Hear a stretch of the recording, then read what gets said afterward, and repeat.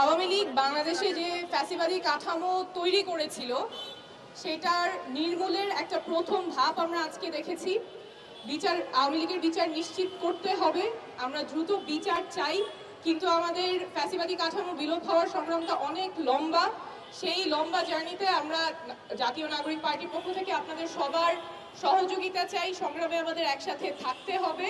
বাংলাদেশে আমরা যেই গণতন্ত্র দেখতে চাই, যেই ধরনের ক্ষমতার কাঠামো দেখতে চাই, যাতে জনগণের অধিকারগুলো সংরক্ষিত থাকে, সেই জন্য আমরা নাগরিক পার্টি থেকে মৌলিক সংস্কারের কথা বলছি, গণপরিষদ নির্বাচনের কথা বলছি। এই ধাপগুলো আমাদের জনতা সাথে নিয়েই আমাদের এগুলো অধিকারগুলো আদায় করে নিতে হবে, যাতে আবারও কোনো দল ক্ষমতায় এসে মানুষের মুখের ভাষা কেড়ে নিতে না পারে, মানুষকে চুপ করিয়ে দিতে না পারে, অধিকার কেড়ে নিতে না পারে। এবং সেই সংগ্রামে আপনাদের সবাইকে থাকার আহ্বান থাকলো।